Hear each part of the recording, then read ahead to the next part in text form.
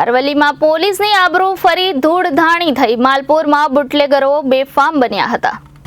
Market yard માલપુરમાં જાહેરના કાયદાનું police તંત્રના ધજાગરા કરી રહ્યા હોય એમ કોઈ પણ બીક વગર માલપુર માર્કેટ યાર્ડમાં વેપારી ઉપર બે બુટલેગરો દ્વારા હુમલો કરવામાં આવ્યો હતો। માર્કેટ યાર્ડમાં જ દારૂનો વેપાર કરતો હોવાની માહિતી મળી હતી। મળતી માહિતી પ્રમાણે દારૂના બે બુટલેગરો દ્વારા માલપુર માર્કેટ યાર્ડના વેપારી ઉપર ધોળા દિવસે હિંસક હુમલો કરવામાં આવ્યો હતો।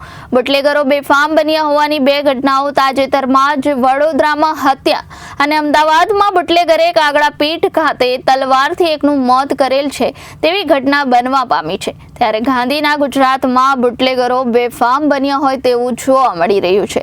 સમગ્ર ઘટના સીસીટીવીમાં કેદ થવા પામી હતી। ત્યારે અરવલ્લી જિલ્લા પોલીસ તંત્ર ગંભીરતા દાખવી કડક કાર્યવાહી કરે તે જરૂરી બન્યું છે। Reporter Hitendrasinh Rathod, Janadesh news, Aravalli.